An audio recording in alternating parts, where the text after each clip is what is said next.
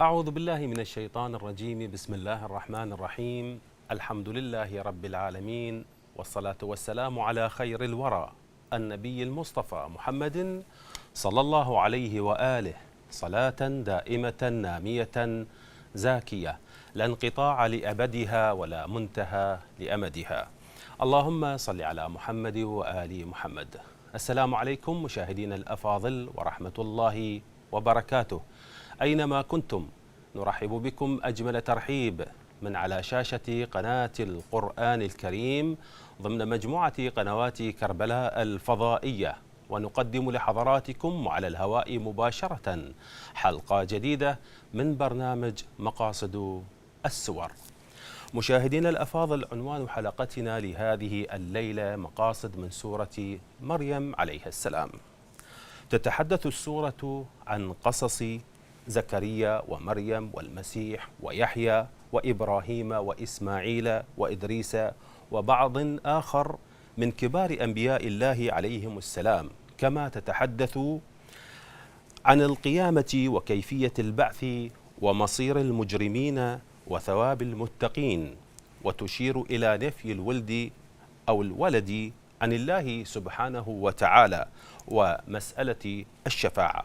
ومن آياتها قوله تعالى: بسم الله الرحمن الرحيم: إن الذين آمنوا وعملوا الصالحات سيجعل لهم الرحمن ودا. أما في فضل قراءتها ما روي عن الإمام الصادق عليه السلام: من أدمن على قراءة سورة مريم لم يمت حتى يصيبه ما يغنيه في نفسه وماله وولده، وكان في الآخرة من أصحاب عيسى بن مريم عليهما السلام، وأعطي من الأجر مثل ملك سليمان بن داود في الدنيا. وهناك تفاصيل أخرى مشاهدينا الأفاضل يبينها لنا ضيف البرنامج فضيلة الدكتور الشيخ خير الدين الهادي. حياكم الله دكتور. حياكم الله، أهلا وسهلا ومرحبا. أهلا بكم دكتور، بينتم فيما سبق من الحلقات الماضية دلالات الحروف المقطعة في أوائل السور، كيف أنها وردت كأداة تنبيه تارة، وأنها دلالة إعجاز تارة أخرى، وغيرها من الدلالات والمعاني. ونجد أن هذه الحروف وردت تارة مفرد كنون أو قاف، وتارة أخرى وردت حاء ميم حرفين. وفيما يخص حلقتنا لهذا اليوم وردت على 5 أحرف: كاف هاء ياء عين صاد. نريد أن نعرف من سماحتكم هل هناك ربط ومقاصد معرفية فيما بين هذه السورة من ترابط؟ أعوذ بالله السميع العليم من الشيطان اللعين الرجيم. بسم الله الرحمن الرحيم. الحمد لله رب العالمين، وصلى الله على محمد وآله الطاهرين. اللهم صل على محمد وآل محمد. الحديث عن الحروف المقطعة في فواتح السور يبقى ضمن البرنامج الأول أنه الحديث عن الحرف.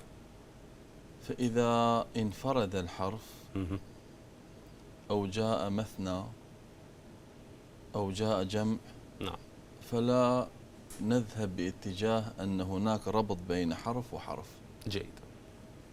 فحينما نقرأ مثلا نون والقلم أو صاد، نعم، والقرآن ذي الذكر حرف واحد، كذلك نقرأ حاء ميم، فالحاء حرف والميم حرف آخر. جيد.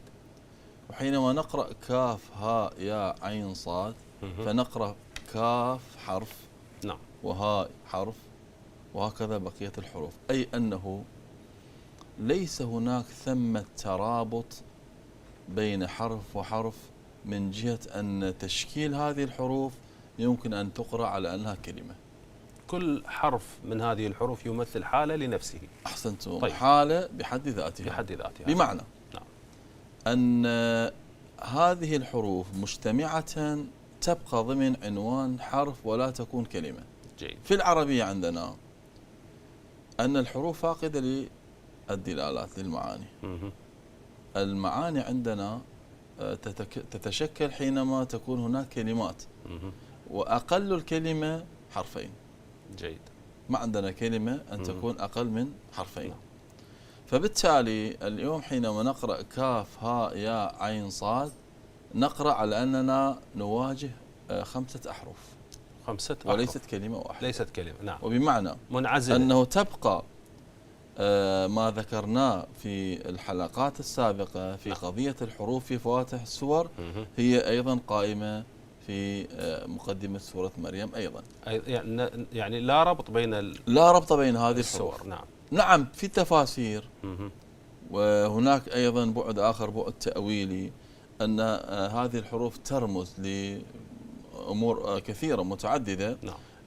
بعضها ذهب باتجاه إلى دلالة الحرف على أنه مثلا ضمن بعد التنبيهي، ضمن البعد الإعجازي. نعم. بعضها فسرها أنها باعتبار من تحدي الله سبحانه وتعالى وجوه نعم. البلاغة في العربية. لكن الرأي الراجح إلى أن في هذه الحروف بعد خطابي. حينما أتحدث عن البعد الخطابي أتحدث عن بيئة الاستعمال. جيد. كانت العرب أمة تشتهر ببلاغتها وفصاحتها، معلقات السبعة وهكذا، فنزل الخطاب القرآني متحديا لجبروت العرب من جهة البلاغة والفصاحة. جيد. وأعجزهم في عقر دارهم وهي مكة آنذاك، قريش التي كانت محط أنظار جميع القبائل والبلاغة العربية، دواوين العرب، قصائدهم، أشعارهم، كلها في مكة. لم تستعمل هذه الحروف على هذه الشاكلة التي وردت في الآية، لم تستعمل. القرآن بدأ بهذا الاستعمال فأعجزهم. نعم. وبقي العربي مندهشا وهو يراقب أثر هذا الحرف على مثلا المتلقي، على اعتبار أنه لا نتحدث عن المنتج الأول وهو الله سبحانه وتعالى. نعم. وإنما النبي صلى الله عليه وآله وسلم باعتبار الناقل. نعم. فهو المنتج الذي نحن نحاول أن نفهم منه هذا الخطاب. فالبعد الخطابي في ملاحظة هذه الحروف أقرب إلى الأبعاد الأخرى. ممكن الآن بعض الأخوة أهل التفسير يذهبون بأن هذه الحروف تجمع جميعها فتشكل بعض العبارات منها. نعم. هذا اللون أيضا ممكن أنه الحرف الواحد هي تمثل ماذا؟ تمثل رمزية لما في السورة. هذا أيضا مطروق عندنا. ولذلك بعضهم ذهب إلى أنه في كاف هاء ياء عين صاد، نعم، أن كاف ترمز إلى كربلاء، وهاء نعم. هاء ترمز إلى هلاك يزيد، وهكذا عين إلى نعم. صبر، إلى الصاد إلى صبر الحسين، وعين إلى عطش الحسين. عندنا هكذا. مدى صحة هذه من المرويات التأويلية التي نعم أولها بعض مفسري الخطاب في هذا التوجه مطروقة عندنا في الروايات. طيب. لكن تبقى أنه البعد الخطابي أثره أبلغ. طيب. أبلغ من كل الأبعاد الأخرى على الفكر العربي، سواء حين النزول أو إلى يومنا هذا، باعتبار أن معجزة القرآن مستمرة حتى يومنا هذا، وحتى ما شاء الله سبحانه وتعالى. طيب. يعتبر عفوا دكتور تأويل بعد تنزيل مثلا، نستطيع أن نقول هكذا؟ تأويل بعد تنزيل. نعم. يمكن أن مثلا نراقب إحنا هذه اللفظة على أنها مستوى الحرف. نعم. ممكن أن يفسر باتجاهات متعددة كما ذكرت لك، لكن لسنا ببعيدين عن الجنبة التأويلية.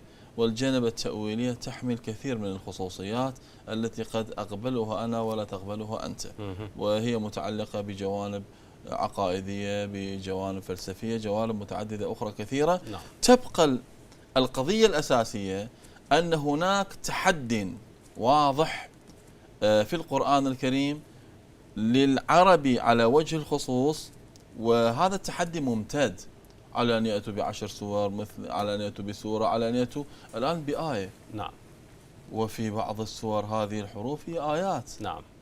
لذلك نقول هي وجه من أوجه التحدي التي استصغر فيها الله سبحانه وتعالى جبروت العرب، وكسر فيها شوكتهم البلاغية، فبدأت الدهشة على فصحاء العرب وهم يفكرون بقيمة هذه الحروف، القيمة البلاغية، القيمة الإعجازية، القيمة التنبيهية، واليوم ممكن نتحدث عن القيمة الخطابية لهذه الحروف المقطعة. فتبقى أنه نحن نفكر، لا زالت المسيرة مستمرة. نعم.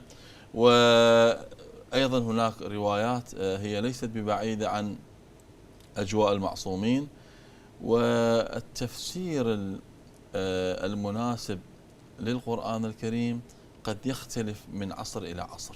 نعم. كثير هي التفاسير التي انطلقت من بيئات معينة، فهموا القرآن بحسب جو العصر. نعم.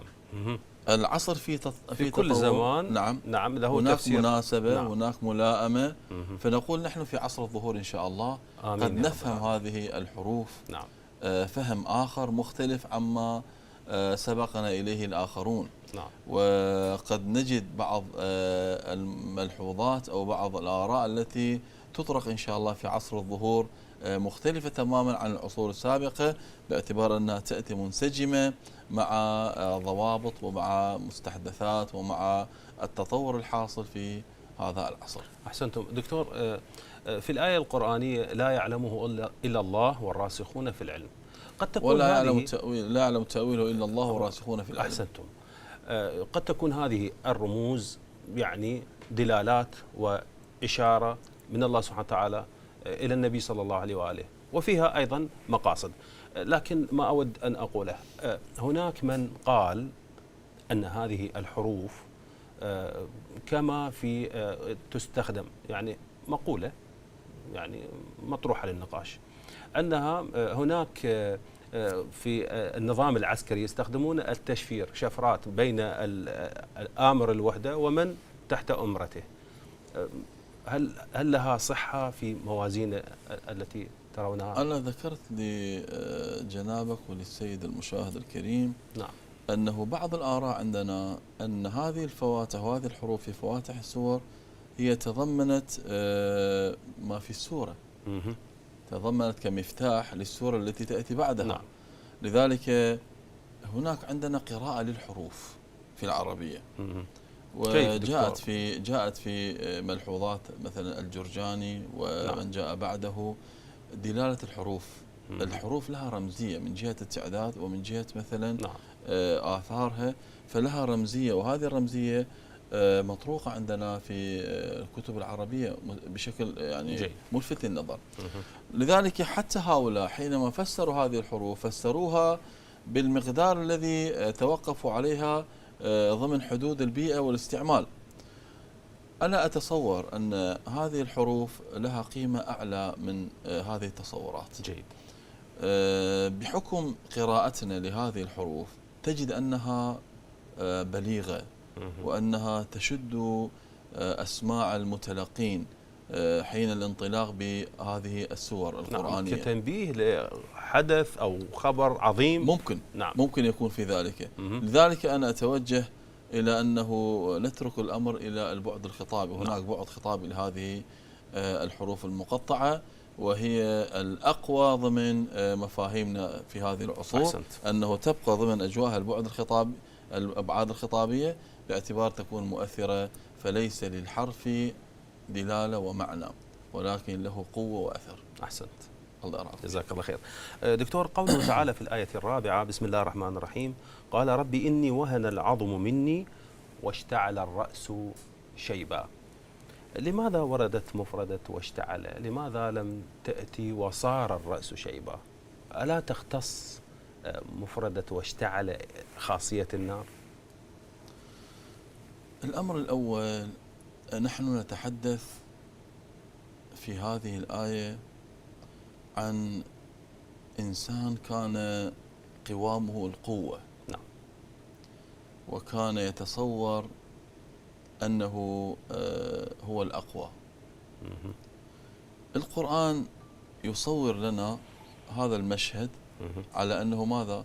على أن الإنسان انتقل وضعه مما كان يتصوره من القوة إلى وضع آخر، وهو ماذا؟ إلى وضع الضعف. مراحل الضعف أو عملية الضعف تظهر من خلال ماذا؟ من خلال قراءته لما أصابه. لذلك القرآن يصور لنا أنه هناك ماذا؟ أولا وهن العظم مني، نعم. والأمر الثاني اشتعل الرأس جيد. شيبة. وهن العظم مني، لماذا العظم أولا؟ لماذا لا نتحدث عن أمر آخر مثلا في الإنسان؟ جيد. أقوى ما في الإنسان هو العظم. أقوى ما في الإنسان هو العظم. أما ما يتعلق بالعظم من اللحم ومن الشحم ومن الأمور الأخرى فهي متوقفة في قوتها وفي ثباتها على ماذا؟ على مسألة العظم. فبدأ هنا ينقل لنا التجربة. القرآن يقول أنه على لسان الإنسان ووهن العظم مني، على أنه أقوى شيء في الإنسان هو ماذا؟ هو العظم. بدأ بماذا؟ بدأ بالضعف. فلذلك يبدأ العد التنازلي للإنسان من مراحل القوة إلى ماذا؟ إلى الضعف بعد أن يصاب بوهن العظم. طيب. الأمر الأول.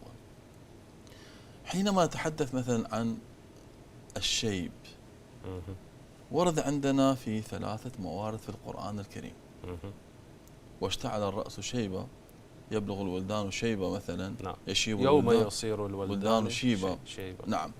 فتلاحظ أنه القرآن أكد على أنه هذا الأمر مناط ب3 جوانب لحصول الشيب. العامل الكيميائي، والعامل الوراثي، الولدان حينما يتحولون، والعامل العضوي أيضا. 3 عوامل، لذلك تعددت في 3 موارد في القرآن الكريم. هذا المورد واشتعل الرأس شيبا ذكر اشتعال، ولم يذكر في الحالات في الآيات الأخرى مصطلح الاشتعال. لها علاقة في سرعة الانتشار مثلا يعني؟ ليس هذا كل الكلام. كلام أنه هنا القضية الحديث عن التفاعل الكيميائي. هناك أنزيمات تفرز في مراحل العمر الأولى، وأثبته العلم اليوم، نتحدث نحن عن الجو العلمي. هذه الأنزيمات هي تحاول بعد التفاعلات الكيميائية، طبعا هذه لها أثر على أنها لو تعرضت لدرجات حرارة مثلا 100 درجة مئوية تحترق. نعم. لذلك هذه الأنزيمات القرآن عبر عنها أنها تشتعل، لأنها تحترق، لها قابلية الاحتراق. فالقرآن عبر عنها على أنها تشتعل. نعم. التي جاءت ضمن التفاعلات الكيميائية. هذه الإنزيمات المتعددة الآن معروف عند الأخوة اللي مثلا يعملون في الجوانب الكيميائية. نعم. مثلها مثل الأكسجين أو النيتروجين، عمليات التفاعلات. فحينما يبلغ الإنسان إلى مرحلة الوهن في العظم، ومن العظم عظم الجمجمة التي تحيط بالدماغ. نعم. وينبت عليها الشعر. الشعر يحتاج إلى إفرازات من أجل أن يبقى محافظا على لونه الأسود أو الداكن. مع توقف هذه الأنزيمات يصبح اللون الطبيعي أبيض، وهو الأبيض. نعم. يميل إلى اللون الطبيعي. الأصل هو أبيض. الأصل هو الأبيض. مع وجود هذه القدرة الإفرازية عند البشر فيتحول إلى اللون الأسود أو الداكن أو اللون الآخر. أما الأبيض فهو الأساس.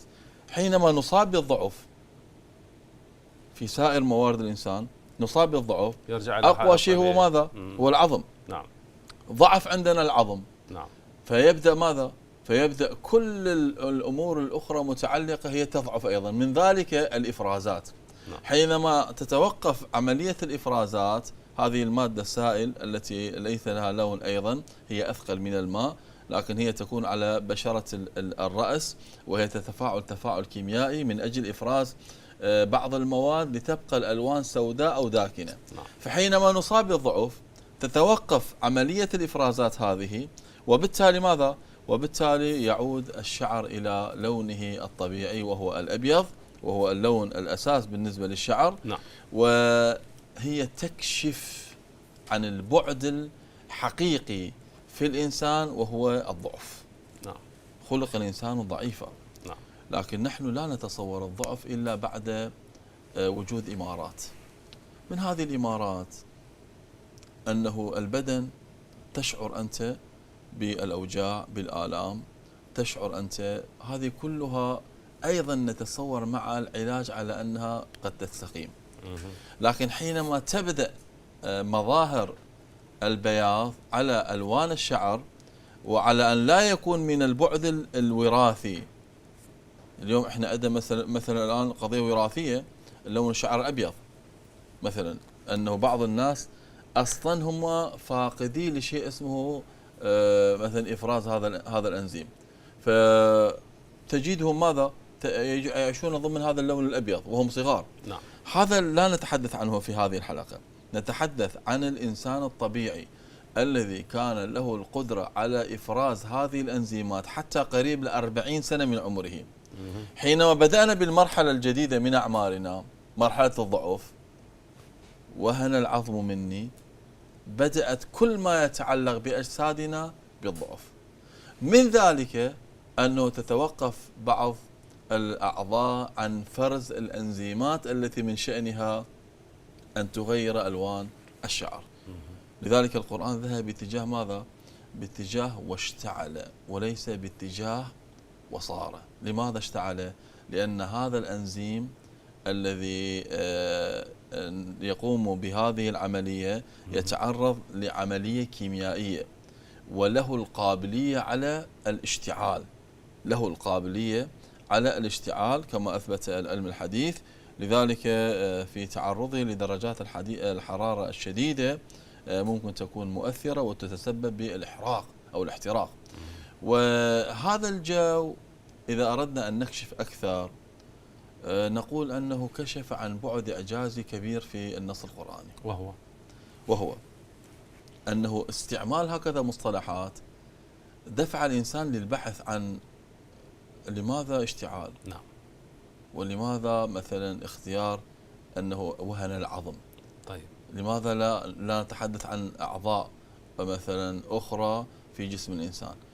فهذا البحث أو هذا المجال من البحث أكد لنا أن القرآن معجز، بحيث أنه محيط بكل ما يتعلق بالإنسان سواء ما يظهر أو ما سيظهر، وكشفه لهذا بعد وهن العظم هو متعلق بماذا؟ ببياض الشعر.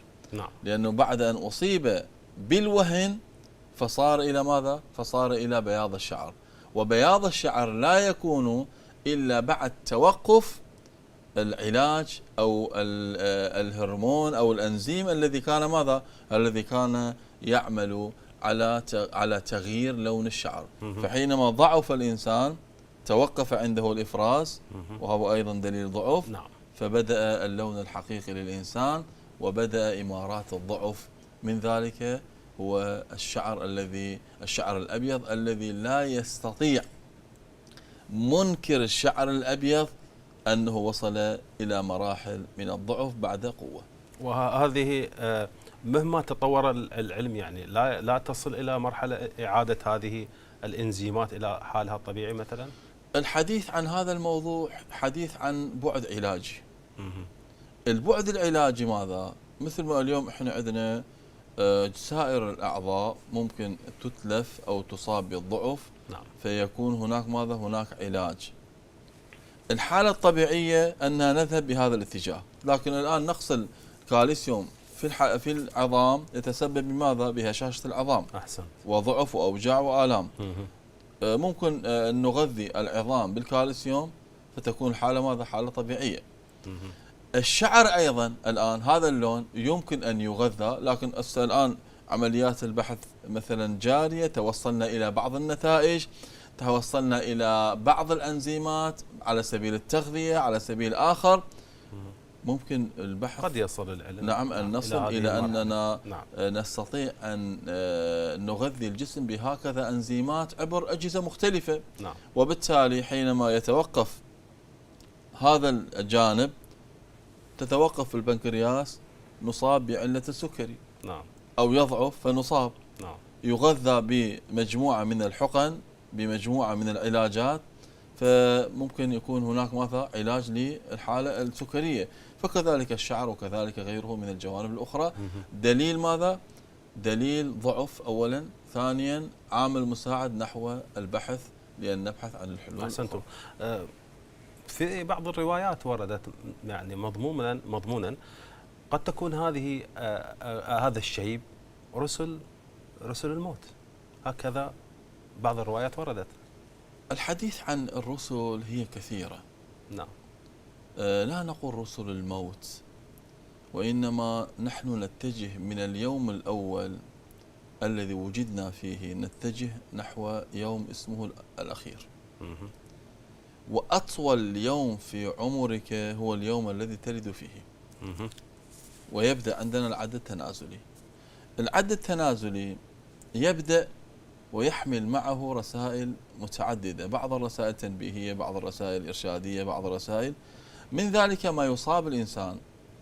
الرسل فيما يتعلق برسل الموت كثيرة، يعني حينما يطرق مثلا ملك الموت على باب جارك أو على بابك فيأخذ والدك أو الوالدة أو الزوجة أو الابن أو غير ذلك، وهذه إحداها تعتبر. أحسنتم، فهذه من الرسل. نعم. وهذه الرسل هي الرسل للضعف لبيان مقدار الضعف، أن العملية بدأت متوجهة إلى ماذا؟ باتجاه أنك أصبحت ضعيفا، كنت قويا فأصبحت ضعيفا. هذا يمهد لماذا؟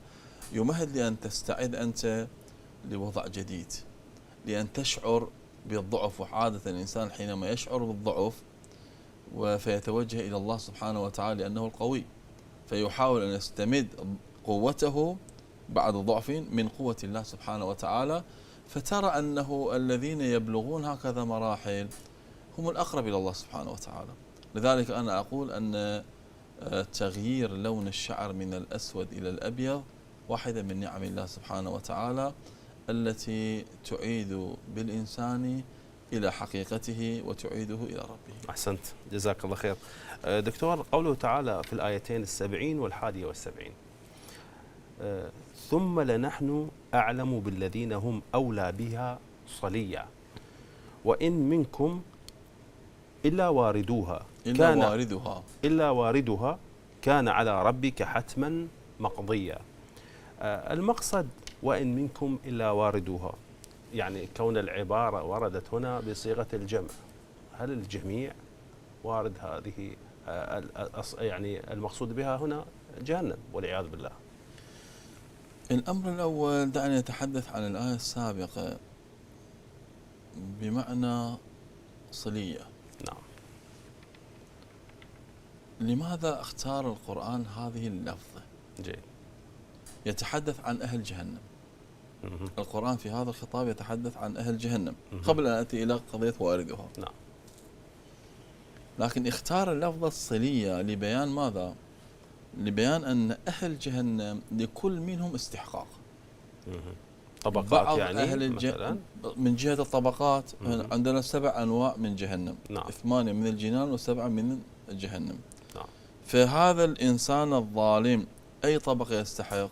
الله ذكر أنه يعلم بذلك من اختيار اللفظ صلية. هذا جي. جانب. الجانب الآخر أولى بها صلية، الله سبحانه وتعالى يكشف أنه على علم أنه هذا المذنب كم يحتاج في جهنم. بعضهم خالدين فيها وبعضهم ممكن سنوات، وكم يحتاج من الشدة في جهنم. مرة دخول النار ومرة الاحتراق في النار. فلذلك هذه اللفظة جاءت مناسبة لتكشف عن علم الله سبحانه وتعالى بأن كل فرد كم يحتاج أن يكون في جهنم، لأنه ليس الجميع بمستوى واحد. نعم. وأي درجة من درجات جهنم يستحق، الله سبحانه وتعالى يكشف بالآية الأولى عن هذه القدرة لله سبحانه وتعالى. الآية الثانية ما منكم إلا واردها، إلا واردها. نعم. وإن منكم إلا واردها. نعم. إحنا عندنا كلمة الورود في القرآن تعدد موارده. طيب.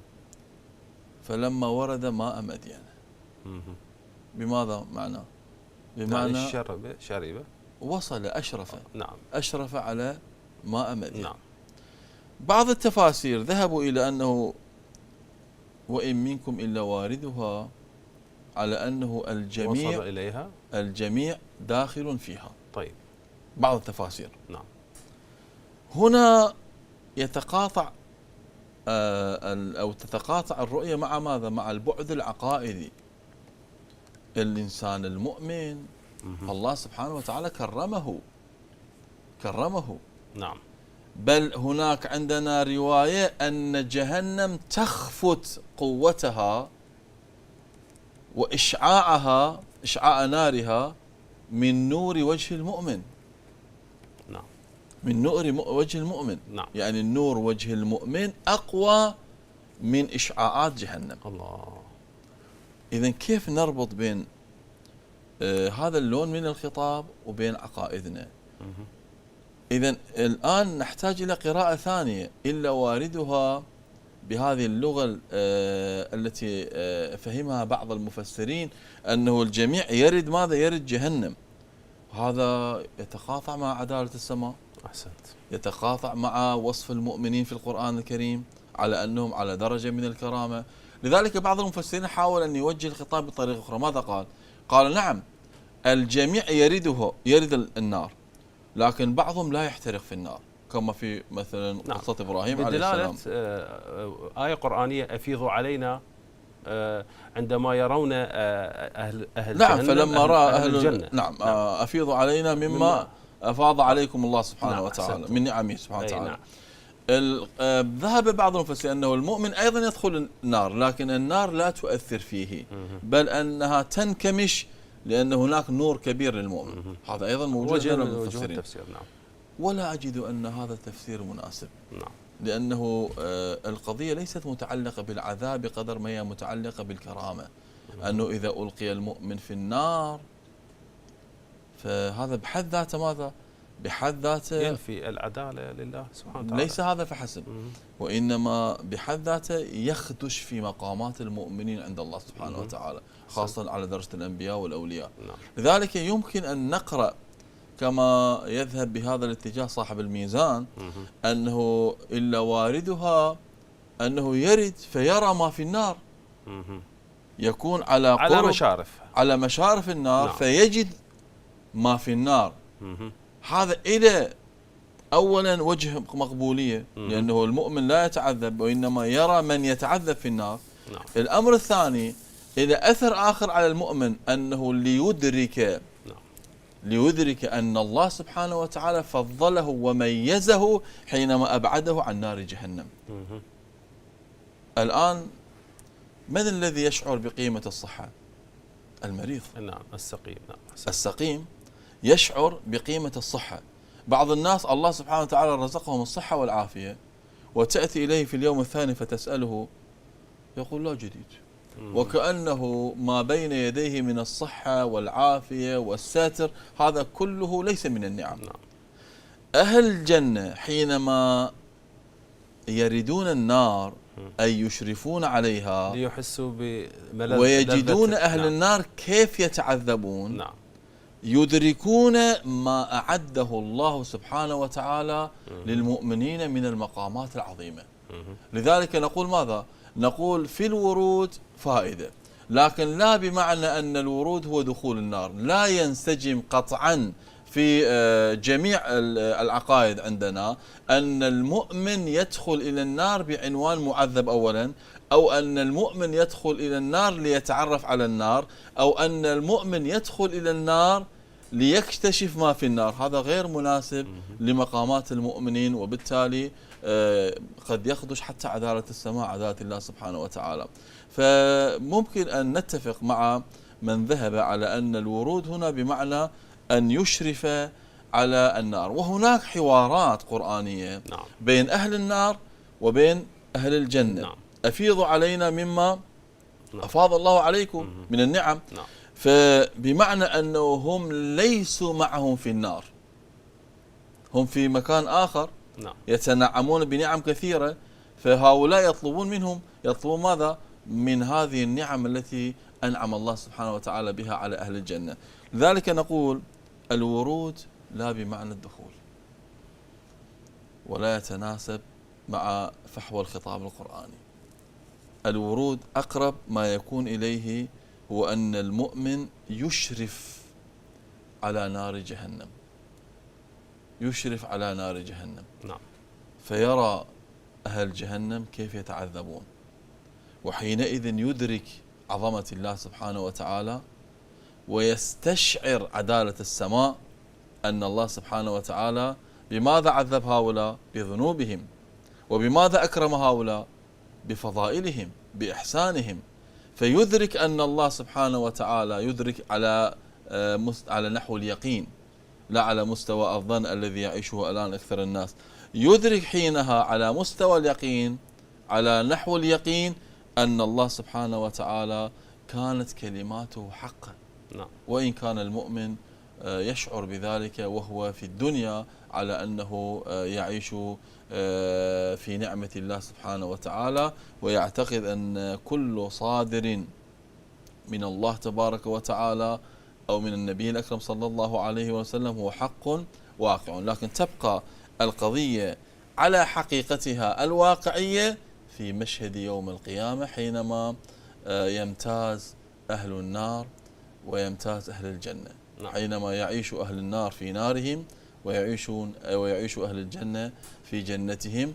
فالورود هنا بمعنى إشرافهم ووصولهم وليس دخولهم. إذن من ذهب إلى أن المؤمن يأتي إلى النار كما وردت مفردة واردوها أو واردوها، نعم، بعيدة كل البعد، بعيدة على أنها إذا كان بمعنى الدخول. نعم، إذا كان بمعنى الدخول فهي بعيدة عن الواقع. نعم. أما من جانب يشرفون، يعني ينظرون قريبين من النار. نعم. فيجدون أهل النار كيف يتعذبون. هذا المعنى لائق وينسجم مع ما عندنا من الروايات وكذلك من العقائد. أحسن. زميل المخرج، كم الوقت بقي؟ طيب، جيد. قوله تعالى في الآيتين 85 و86: يوم نحشر المتقين إلى الرحمن وفدا ونسوق المجرمين إلى جهنم وردا. طيب، هذه قريبة على ما فصلتم قبل قليل، لكن نريد أن نعرف المقصد من هذا التنويع في الخطاب. نحشر ووفدا، نسوق والأخرى وردا. لماذا وردت هذه مع هذه وهذه مع هذه؟ نعم. في الآية القرآنية الحديث عن المعاملة. نعم. الأمر الأول، الجميع يحشر. الجميع يحشر في عرصة القيامة. جيد. الحشر هو الانتقال من مرحلة إلى أخرى، من دار الدنيا إلى دار الآخرة. طيب. فالجميع عندنا أنه بعقائدنا أنه سيأتي يوم ولا بقاء لأهل الدنيا. فالجميع يحشر. طيب. الحشر طبيعي، الحشر أمر طبيعي، لذلك يليق بالمؤمن على أنه يحشر.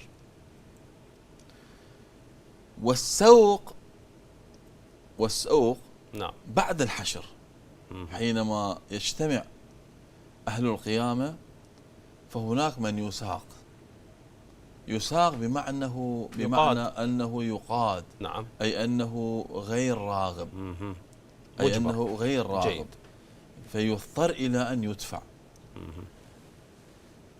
المؤمنون الوفد مجموعات، ويطلعون على أحوال بعضهم ويحاولون أن يجتمعون ويجمعون معهم باقي الأحبة، باقي المؤمنين. أما الإنسان الذي مثلا الله سبحانه وتعالى أخزاه بالنار، فهذا أولا يحاول أن يبتعد عن بقية العناصر، ويحاول أن يكون متطرفا، ويحاول ماذا؟ أن لا يذهب. فجاء الخطاب بماذا؟ جاء الخطاب بأنه يساق. سوق بلغة ماذا؟ بلغة أنه يقاد رغما عن أنفه، فهو لا يحب أن يدخل إلى النار. إلا في سورة واحدة أن هذا المصطلح جاء في مثلا سورة الزمر: وسيق الذين كفروا إلى النار. نعم. إلى جهنم. نعم. زمرا. نعم. وسيق الذين آمنوا إلى الجنة. نعم. أيضا زمرا. هناك كلمة السوق جاء. نعم. للمؤمن وجاء للكافر. نعم. أما الكافر فهذا معروف أنه لا يحب فيدفع. طيب. فيدفع. ويكره فيؤمر. أما المؤمن: وسيق الذين اتقوا إلى الجنة زمرا. فذهب أهل التفاسير إلى دلالات كثيرة. طيب. لكن وقفت مؤخرا على تفسير لأحد أعلامنا مراجعنا، وهو يتحدث على أنه أهل الجنة الآن عندنا طموح. نعم. طموح أننا نكون في الجنة. لا شك. يعني الآن ممكن أي واحد تسأله في الشارع فمن زحزح عن النار وأدخل الجنة فقد فاز، فيقول أنه نحن نعمل، نعبد، نتجنب، نتقي. لماذا؟ لأننا نريد الجنة. فتكون العبادة إما عبادة تجار أو إما عبادة عبيد، خوف من النار. عند المؤمنين الوضع مختلف. علي بن طالب عليه السلام يقول ما عبدتك خوفا من نارك ولا طمعا في جنتك ولكني وجدتك أهلا لعبادتي فعبدتك. أهل التقوى أيضا لهم مراتب. طيب. هناك من المؤمنين المتقين من تعلق بالحسين الوجيه عليه السلام. دعني أصرح فقط في هذه الكلمة. نعم. فيوم القيامة حينما يكون نصيبه الجنة، أول ما يستقبله الحسين عليه السلام. سلام الله عليه. حينما يكون مشغولا باستقبال الحسين وينظر إلى الحسين ومقام الحسين والكرامة التي عليها الحسين، يقال له الآن أنت تذهب إلى الجنة. فلا يريد أن يذهب، يرفض الذهاب إلى الجنة. نعم. هؤلاء أيضا يحتاجون إلى سوق، نعم. فيدفعون إلى الجنة. تنطبق عليهم هذه العبارة. تنطبق عليهم العبارة أنه يساقون إلى الجنة. لماذا؟ لأنهم أحبوا البقاء مع الحسين عليه السلام وبدرجة الحسين عليه السلام، فيساقون إلى الجنة إلى مكانهم الطبيعي. لذلك جاء الخطاب بأنه وسيق الذين اتقوا إلى الجنة أيضا زمرا. وهؤلاء هم من عشاق الحسين.